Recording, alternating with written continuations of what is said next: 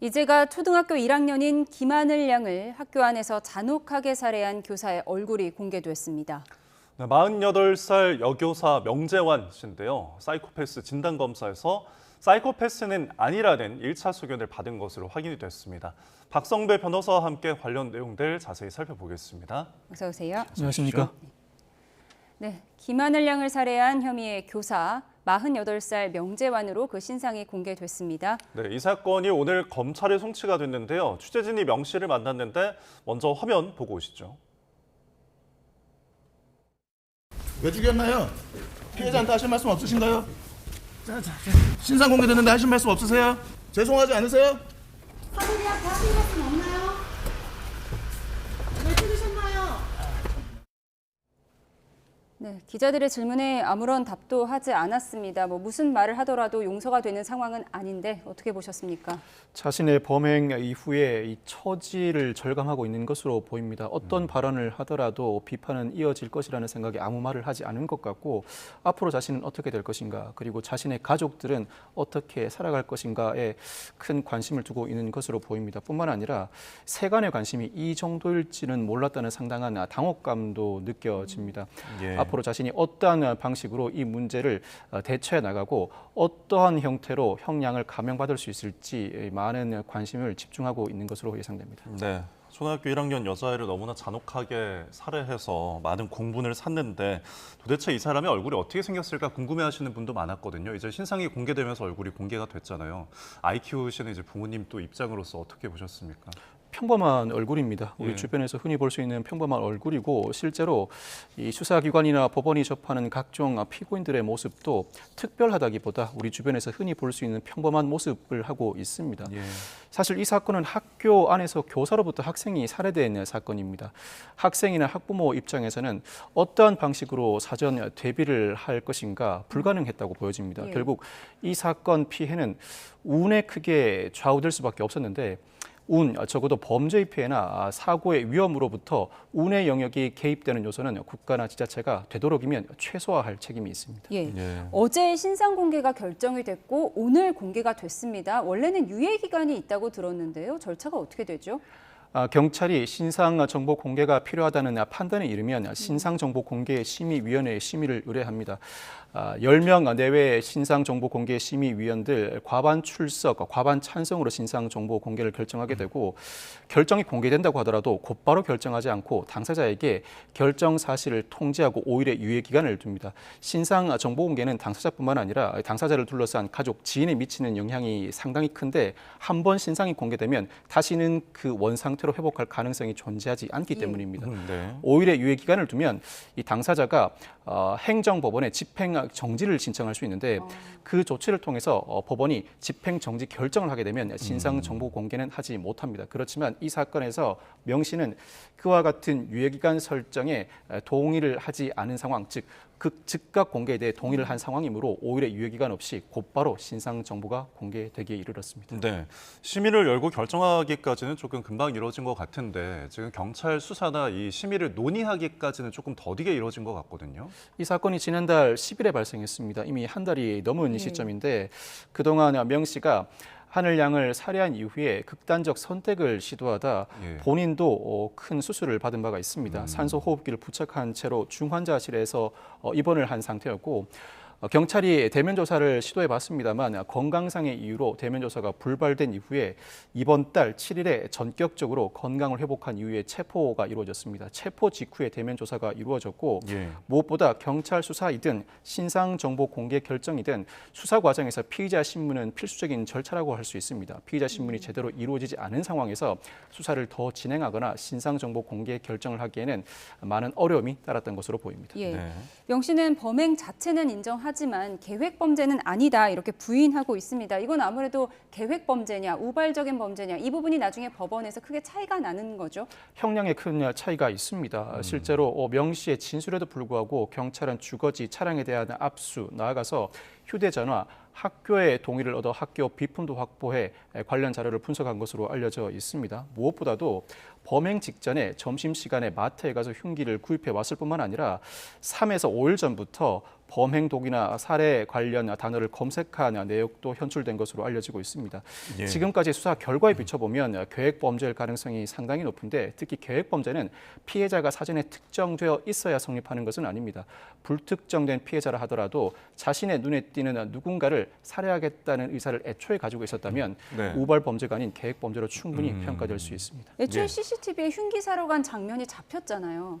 그와 같은 장면에도 불구하고 명 씨는 자신이 극단적 선택을 하기 위해 흉기를 구입하였던 것뿐이지 누군가를 살해할 목적은 아니라는 네, 취지로 저 변소하는 장면이죠. 것으로 흉기를 보입니다. 사러 가는 네. 모습이 잡혀 있죠. 이 주장이 얼마나 설득력이 있을지는 모르겠습니다만 물론 그 흉기를 자신의 극단적 선택에 사용하였다면 이 주장도 일부 받아들여질 수 있지만 그렇다고 누군가를 살해할 목적을 위해 흉기를 구입했다는 그와 같은 수사기관의 판단 결과를 배제할 만한 사유는 되지 못합니다. 예. 두 목적이 동시에 존재할 수 있습니다. 계획 범죄일 경우에는 형량이 상당히 높다고 평가할 수밖에 없습니다. 이 사건은 특가법상 13세 미만 미성년자 약취 유인 사건입니다. 예. 우리 형법은 미성년자 약취 유인의 경우에는 목적을 불문하고 처벌하는 규정을 두고 있고 특가법은 13세 미만 미성년자 약취 유인의 경우에는 그 목적에 따라 가중 처벌하고 특히 13세 미만 미성년자를 약취 유인하고 살해할 경우에는 예. 사형 또는 무기징역에 처하도록 하고 있습니다. 다른 법정형은 전혀 존재하지 않습니다. 원칙적으로는 무기징역형 이상이 선고될 만한 사안입니다. 여기에 네. 계획적 범행임이 밝혀지고 범행에 취약한 피해자를 대상으로 범행한 사안인 만큼 무기징역 이상의 형이 선고될 가능성이 현재로서는 상당히 예. 높습니다. 예, 앞으로 이제 이루어지는 형사 기소와 관련해서 좀 짚어보도록 하겠고 지금 명 씨 조사를 하는데 범죄 심리 분석가가 투입됐다고 하거든요. 어떤 이유에서인가요? 범죄 심리 분석가를 투입하는 이유는 범행 동기와 재범의 위험성을 파악하기 위함입니다. 예. 범죄 심리 분석 과정에서 현출된 결과가 직접적으로 양형에 영향을 미치지는 않습니다. 그렇지만 이 사건처럼 이 사회의 특이한 사건의 경우에는 범행의 전모를 전반적으로 밝혀야 유사한 사건의 발생을 막을 수 있게 됩니다.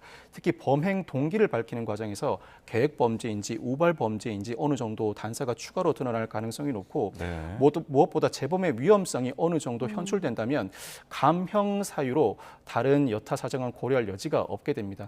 아마 심리 분석 과정에서 범행 동기 나아가 재범의 위험성이 상당히 높다는 판단에 이르게 되면 상당한 형량이 선고될 뿐만 아니라 계획 범죄가 아니라는 명 씨의 주장도 배척될 가능성이 상당히 높습니다. 예, 네. 사이코패스 진단 검사에서 사이코패스에는 해당하지 않는다 이런 1차 소견을 받았다고 합니다. 법적으로 어떤 의미가 있죠? 이 사이코패스 진단 검사는 통상 20개 문항으로 이루어져 있습니다. 네. 총 40점 만점에 25점 이상인 경우에는 사이코패스로 평가하기 마련인데 특이한 사건이 발생한 경우에는 혹시 피의자가 사이코패스에 해당하는지 여부를 검사하는 이와 같은 검사를 진행하는 경우가 일반적입니다. 그렇지만 사이코패스에 해당하지 않는다고 해서 그 자체로 형량이 감형되지는 않습니다. 무엇보다 사건을 송치받은 검찰이 보호 관찰소를 통해서 명 씨의 그동안의 삶의 궤적 전반을 살펴볼 것으로 보이는데 특이한 감형 사유가 존재하지 않는다면 사이코패스인지 사이코패스가 아닌지 여부를 불문하고 감형 사유로 삼을 여지는 없다고 보셔야 할 것 같습니다. 네. 그리고 이 명 씨가 우울증을 앓는 것으로 알려졌는데 이게 사건 판결에 좀 영향을 미칠까요? 우울증이 사건 판결, 특히 양형에 영향을 미칠 가능성은 상당히 낮습니다. 예. 실제로 우리나라뿐만 아니라 전 세계에도 우울증을 호소하는 이들은 상당히 많고 우울증이 범죄에 영향을 미칠 수 있는 것인가부터 근본적인 의문이 제기되고 있습니다.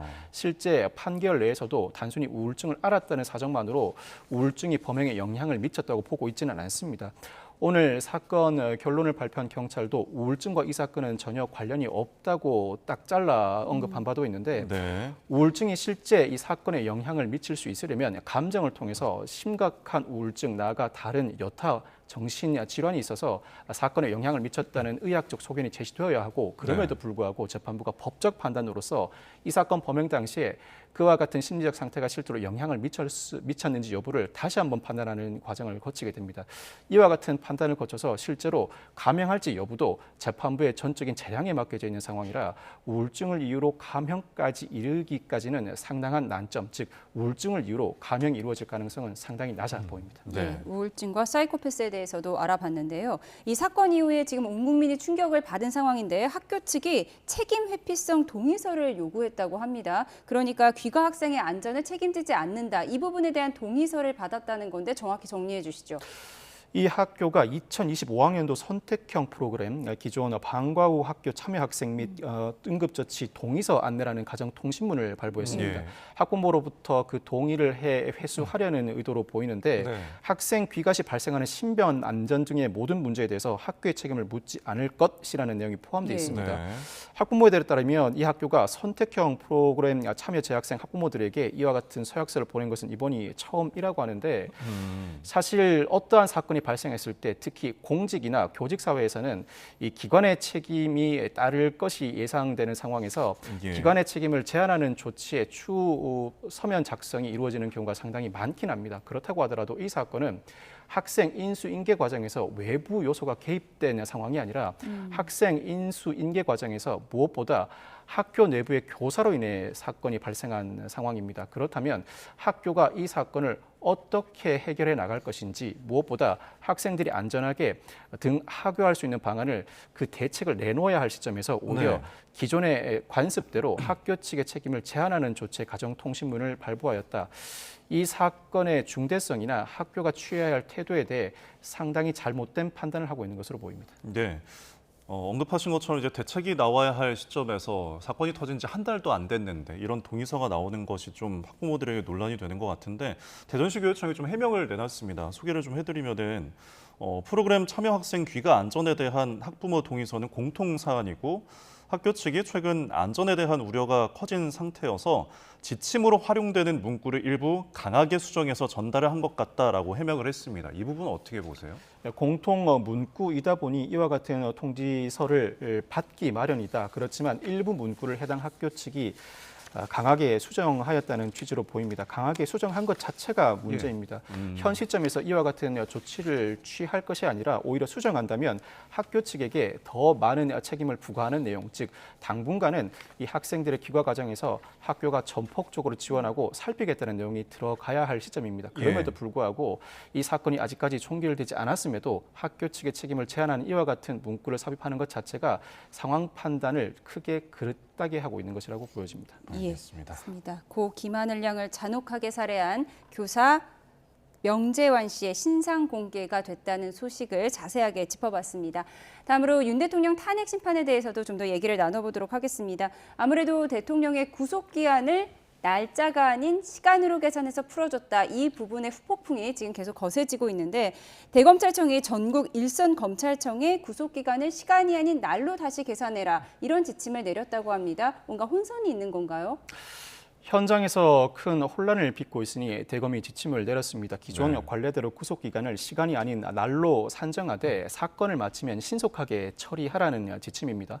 그럼에도 불구하고 이 지침을 받아든 일선의 검사들이 얼마나 그 혼란을 해소할 수 있을지는 모르겠습니다. 예. 그 요지는 결국 위험성이 따르니 시간을 기준으로 산정하라는 취지로 읽히기도 합니다. 어떻게 하라는 것인지 명확하지 않은 부분이 있습니다.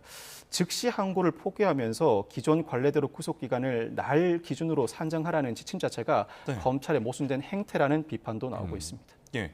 지금 오늘 국회 법사위 현안 질의가 지금 진행되고 있는데 여기서도 그 쟁점이 조금 언급이 됐습니다.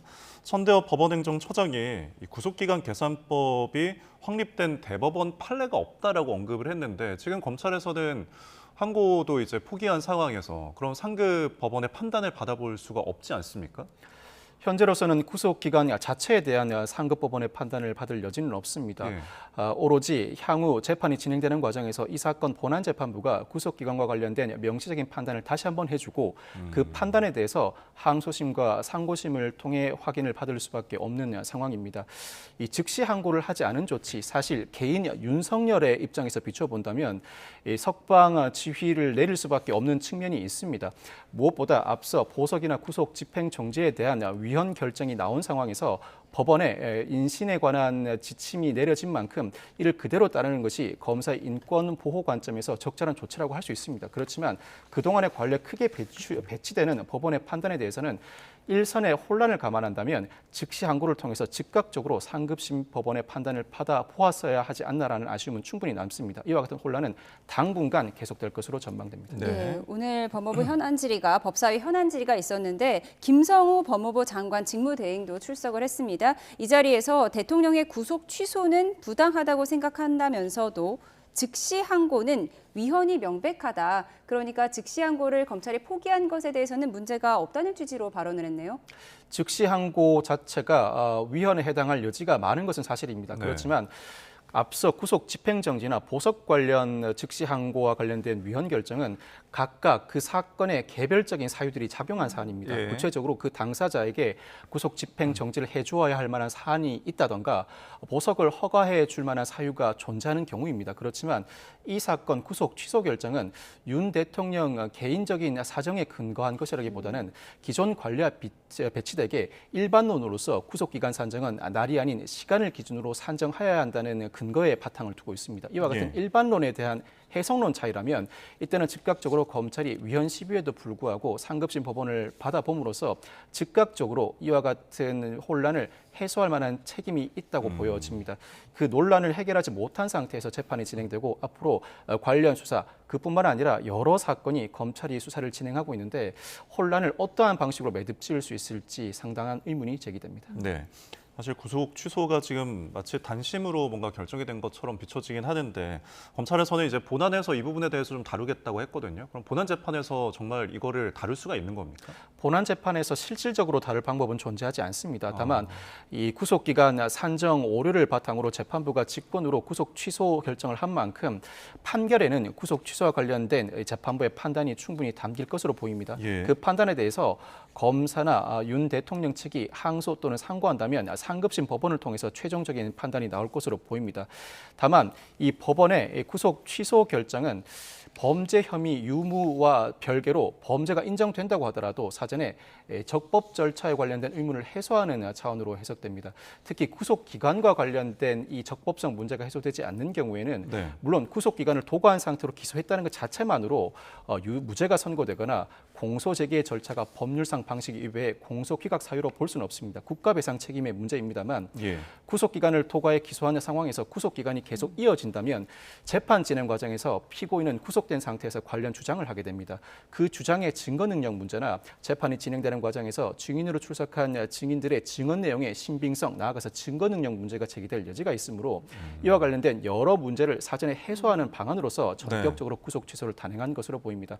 아마 이와 같은 염려하에 구속 취소를 단행한 만큼 이 재판부가 1심 판결을 선고할 때 구속 취소를 할 수밖에 없었던 사정도 판결문에 포함될 것으로 보이는데 결국 본안 재판 자체를 다툼으로써 상급법원의 판단을 받는 형태여야지 구속 기간 자체에 대해서 상급심의 판단을 당장 받을 방법은 존재하지 않습니다. 예, 일각에서는 즉시 항고를 포기했으니 보통 항고라도 해라 이런 주장도 나오는데 보통 항고를 할 수 있는지 없는지에 대한 문제도 정리가 안 된 것 같더라고요. 사실 제가 형사소송법을 다시 한번 살펴본 결과로도 네. 즉시 항고 대상은 보통 항고 대상이 아닌 것 같습니다. 아. 즉시 항고와 보통 항고를 개별적으로 나누어 둔 이유는 원칙적으로 법원의 판결이 아니라 결정에 대해서는 항고를 할 수 있습니다. 예. 그중에서도 즉각적인 판단이 필요한 결정에 대해서는 즉시 항고를 별도 대상으로 포함시키고 있는 것입니다.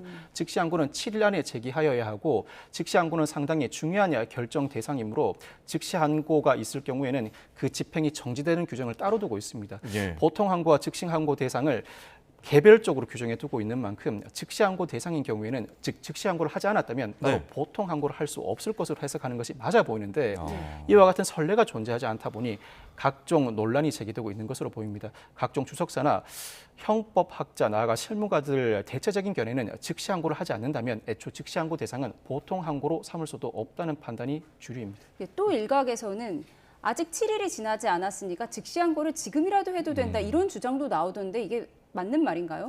사실 그 주장도 받아들일 수는 있는데 즉각적으로 검찰이 즉시 항고를 하지 않는다는 취지로 구속 취소에 따른 석방을 지휘한 상황에서 다시 즉시 항고를 한다면 이는 적법 절차 원칙 위반이라는 또 다른 문제가 야기될 수 있습니다. 예. 즉시 항고를 하려고 했다면 집행 정지 규정에 따라 집행을 즉 석방을 지휘하지 않고 즉시 항고를 곧바로 하지 않은 상태에서 피고인을 한번 석방했습니다. 다시 피고인을 구속해 달라는 취지로 즉시 항고를 다시 한번 반복한다면 이는 피고인의 방어권을 심대하게 침해한다는 또 다른 문제가 제기될 상황이라 이제 와서 즉시 항고를 제기한다는 것도 큰 문제를 야기할 수 있습니다. 알겠습니다. 구속 취소와 관련한 법적인 이야기들 좀 나눠봤고요.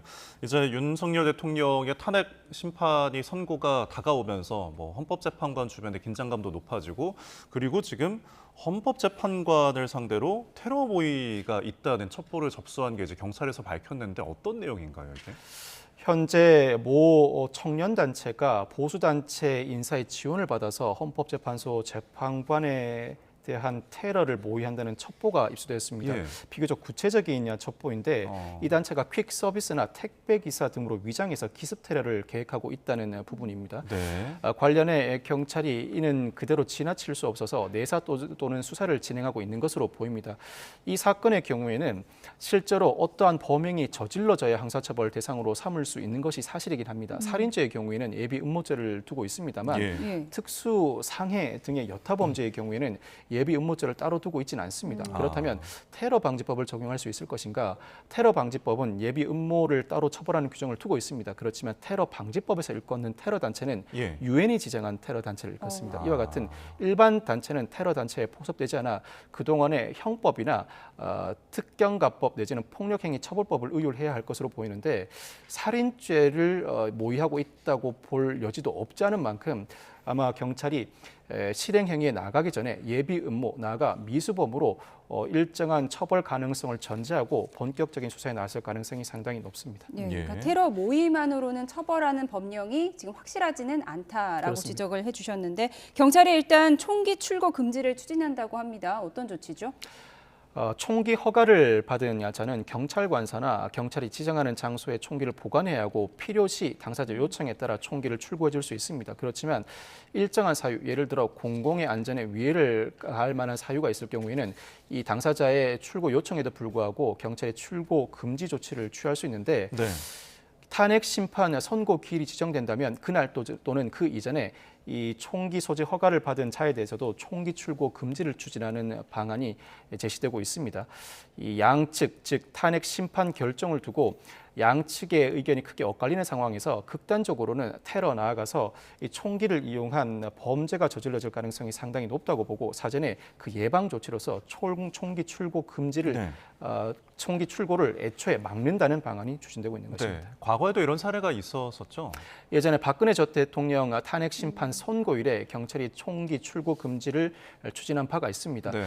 이와 같이 큰 혼란이 야기되는 상황이 예상될 경우에는 경찰은 기존에 취했던 조치는 모두 다 취하고 거기에 더해서 극단으로 치닫는 이 사건 사태와 관련해서 추가적인 조치를 취하기 마련입니다. 경찰청장 직무대리가 상상력을 발휘해서 취할 수 있는 모든 조치를 취하라는 지시를 내린 만큼 네. 기타 여타 조치도 취해질 가능성이 상당히 높습니다. 경찰은 무엇보다 효율성보다는 효과성에 방점을 둡니다. 최소 비용 대비 최대 효과를 얻는 것보다는 어떠한 형태로든 불상사를 막는 것이 경찰의 역할인 만큼 기타 더 중한 조치가 취해질 가능성도 배제하지 못합니다. 예, 지금 드론도 못 띄우게 하는 상황이라고 하는데 윤 대통령이 직접 출석할 가능성도 거론되고 있잖아요. 그런 경우에는 또 경비가 더욱더 강화되는 거겠죠.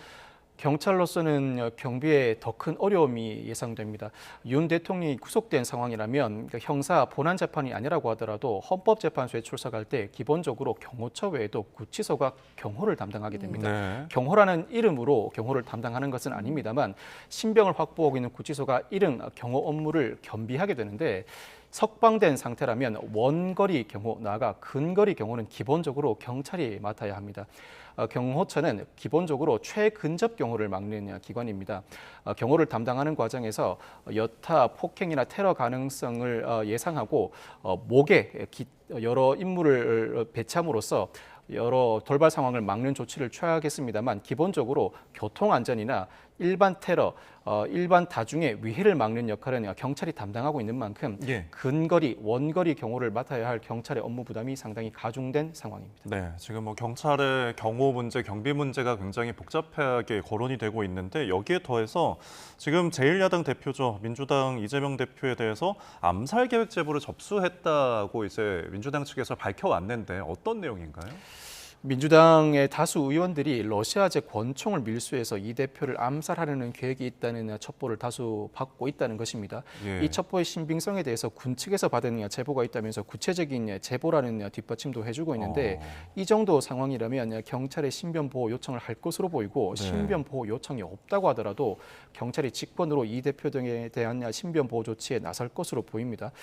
이 정도 사안이라면 이재명 대표에 대한 신변 보호의 수위는 대통령에 준할 정도는 아니라고 하더라도 주요 인사, 5부 인사를 넘어선 신변 보호 조치가 이루어질 것으로 전망되고 아마 경찰력이 각종 인사에 대한 신변 보호에 상당히 치중할 것으로 보입니다. 지금 상당히 전국이 민감한 상황이잖아요. 이렇게 오늘 뭐 박지원 의원도 제보를 받았다고 하는데 이런 경우에 이제 경찰이 정치인들에 대한 경우가 더 복잡해질 수도 있겠네요. 더 복잡해질 수밖에 없고 일상 생활에서는 정치인들이 경호를 두텁게 하는 것 자체를 그리 원하지 않습니다. 유권자들과 보다 가까이서 소통하기를 더 원하기 때문인데 상당히 민감한 시점이고 구체적인 제보가 입수된 이상 경찰로서도 이 야당 대표를 비롯한 정치인들을 설득해 경호 경비 조치를 더 두텁게 취할 가능성이 높고 예. 이와 같은 상황이 이어진다면 국민들이 이 정치인들에게 접근할 가능성은 상당히 낮아지고 무엇보다 경찰력에도 상당한 할애가 예상됩니다. 일선 치안을 담당해야 할 경찰력의 상당 부분이 일선 치안 업무를 떠나 경호, 경비 업무에 상당히 많이 투입될 것으로 예상됩니다. 예, 알겠습니다. 자, 그리고 이제 이런 뭐 어떤 모의를 하거나 이제 공공연하게 이제 알려지는 것도 있고 인터넷에 어떤 게시글을 올리기도 하잖아요. 과거에 무슨 뭐 어느 지역에 가서 뭐 그 흉기 난동을 벌이겠다 이럴 때도 어떤 처벌이 있는데 이런 부분들도 좀 약간 동일하게 바라보는 건가요? 만약 모 정치인이나 재판관에 대해서 조치를 취하겠다, 범죄를 가하겠다는 취지의 글이 올라온다면 그 네. 글에 대해서는 충분히 처벌할 수 있습니다. 일종의 협박죄 내지는 정보통신망법 위반으로 처벌할 수 있는 가능성이 열려 있습니다. 자신의 범죄 의사가 외부적으로 드러났고 그 드러난 외부 의사를 통해서 피해자들이 압박감을 느낄 수밖에 없는 상황이기 때문입니다. 이와 같은 게시물에 대해서는 경찰이 사전 신고가 없다고 하더라도 게시물을 망라해 협박죄 등으로 처벌하는 방안, 위험을 사전에 제거하는 조치를 사전적으로 취할 가능성이 상당히 높습니다. 알겠습니다. 지금까지 여러 법률적인 이야기들 박성배 변호사와 함께 나눠봤습니다. 오늘 말씀 고맙습니다. 고맙습니다. 감사합니다.